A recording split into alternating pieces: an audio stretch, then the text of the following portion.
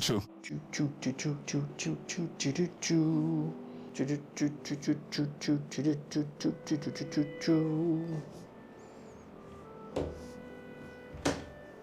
Minhojinho with Norgat, and look, I'm alive after going through my gaming coma.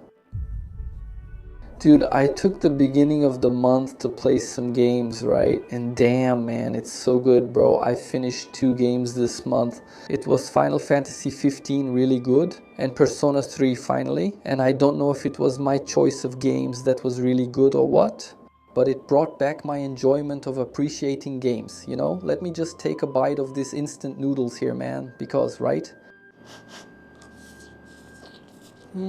Just a little bit, just a little bit.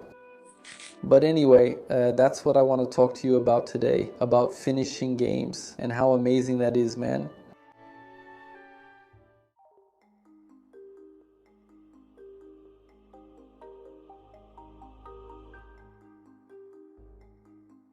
One thing I've noticed, man, is that nowadays, I don't know, maybe because of how busy life is, or the high price of games, which is really expensive, and even the fact that people have messed up minds because of too many short videos. A lot of people aren't interested in picking up a game to actually finish it, you know? Many people even buy a little gaming PC. But people are satisfied, I don't know, with free online competitive games like Valorant, LOL, CS, Call of Duty Warzone. These games aren't bad, they're actually cool. Some aren't. But the only connection you make with these games is your skill and the need to keep getting better so you can rank up and so you can tell everyone how awesome you are. And your skins, you know, that you spent your money on just to have. In fact, I stopped playing these kinds of games a while ago, man. It's just stressful, you know? I don't really do well with them. And there are people who even think about getting some games to finish. They even see a new game that just came out and buy it, but they end up never finishing it. Which in this case is me, man, every year a ton of games come out, a bunch of good games. There were even some game announcements these past weeks, and there are like a lot of good games that I'm dying to play, you know? And the truth is, I won't have the money to buy all the games or the time to finish them all. I already have a bunch of games I bought on sale that I still haven't had the guts to actually pick those things up and finish them. So I decided to put an end to this, and I said, no, I'm going to download some games here. I'm going to play them from start to finish. Until I finish one game, I can't move on to another. And that's how my journey of getting back to finishing games in 2026 began.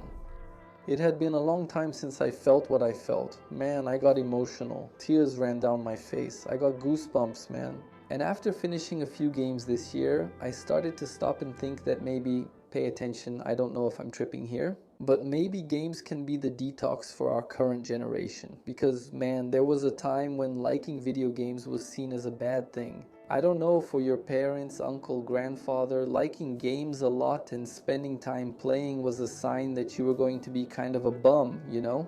And nowadays people are so messed up with the excess of dopaminergic pollution, I just made up a pronunciation right now, that nowadays it's hard for some people to stop and actually finish a game, you know? The older folks who used to criticize you when you were younger and liked games, nowadays they're spending the whole day watching TikTok, watching those fruit soap operas. Look at where we've ended up. So this video here is just me venting, man. I'm gonna tell you guys a little bit about how my experience was finishing these 2 games. I kind of went a bit overboard, to be honest with you. I played here for 77 hours in the last 2 weeks. My god, let's see here, man. 77 divided by 12, man. I basically played here for 6 hours and 40 minutes a day. That's if I played every day, right? Because there were days I didn't play. So these days of gameplay here were made up on other days. I don't know. Let's say I played about 8 hours a day, man. I was literally a full-time gamer here, dude. But I don't know, man. Just let it go. I've kind of wanted to do this for a long time. So, man, I'm gonna take the start of this month to really have fun playing, and fuck it. But, man, it already started with me having to make a huge effort just to focus on a single game. Oh, how cute. What do you mean, right, man? Life is full of distractions. Nowadays, every moment there's a trillion pieces of information, a trillion things for you to do. So sometimes the idea is just to sit your butt down and play the same game. In the next few weeks, like, just playing it might seem scary to you, but trust me, man, it's not scary. And after you sit there and force yourself to play a little bit of that game you've been putting off for a long time, you'll start to like it. You'll start to get into it. You'll notice that your brain will start to work slower, you know? It'll start to absorb that information. You'll start to dive into that magical world of games. And that's when the fun begins, man. Bro, try to see games as if they're kind of like, I don't know, a movie where you're part of it, which is basically what it is, right, man? You're there in a universe and you control a character inside that universe. I think to make it more immersive and for you to really understand the depth, it's really cool if you pick a game. Man, try to pick a game that you like the theme of, the style of, you know? A game you can relate to that you look at and say, man, this game looks awesome. And just focus on that game, man. I started with Final Fantasy 15 and man, Final Fantasy 15 really caught me by surprise, you know, because it's a game that starts off super lively. You're basically going on a trip with your 3 best friends to get married, man. And the reason for this marriage is, I don't know, a peace agreement between the kingdoms. And right from the start you think, man, that's awesome, right? We're going on a trip to get married with your friends. It's just going to be adventure, just fun. You run into some problems, right? But there's simple problems like, for example, your car breaking down in the middle of the road and you all have to get out and push the car, right?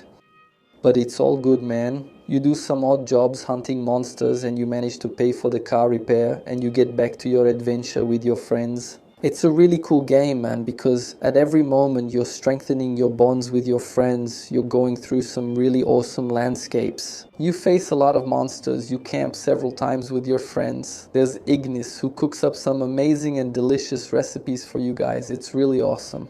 And you spend, you know, man, the whole game building this friendship with your friends, both in battles and on the road. At every moment, man, you're all there supporting each other a lot, helping each other out. Each friend has a unique personality. One is serious and keeps you in check. Another is the smart one who knows a lot about combat. And the funny one always takes pictures during trips. And one thing that really got me about this game, man, is that you're all there just traveling and chilling. And your friend, you know, Loin, he's taking pictures of the whole trip, man.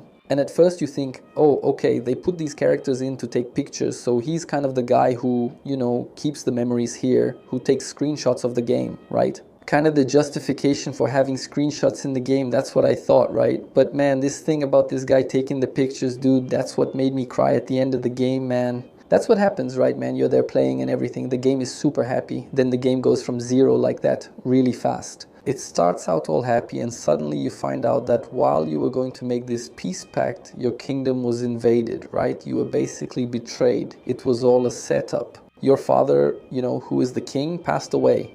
Now you're the king and you go from just being a prince who was going to get married for, I don't know, peace between the kingdoms, to being the king who's alone in the middle of the road with your 3 friends. And now your adventure is about you traveling in search of the royal weapons so you can become stronger. You go after the gods to ask for help.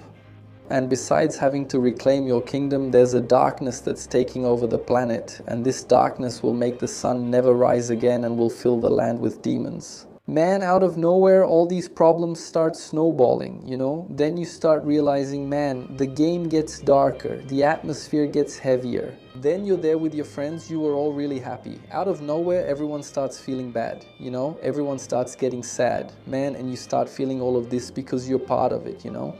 Then, man, near the end of the game, there's a moment, right, when the world is in the middle of chaos, like everything's destroyed. Then you call Prompto, right? You say, hey, do you still have those photos and stuff? Then he says, yeah, I still have some photos. Then you say, I want to take a look. I want to take one with me.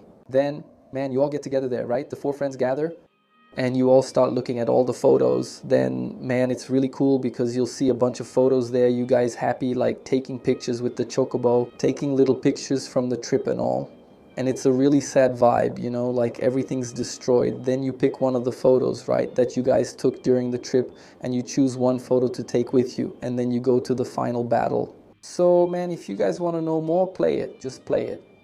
A work of art, man. But honestly, man, tears ran down my face. I got emotional, you know. I got goosebumps at the end, man. It was really awesome. Like, it's something I can't even describe, you know. Like, sometimes when I'm watching a movie or a series, you know. But man, seriously, just play it, man. Every minute of my time was worth it, dude. That's what's really cool about it, you know, man. you get to be part of another universe like that. And the cool thing about Final Fantasy 15 is that it kind of has time travel, right? It has a time skip. So basically there's going to be a moment like that where you kind of go inside the crystal because you have to recharge your energy and you spend quite a while in there, man. Then when you come back, man, you're already older. You have a beard.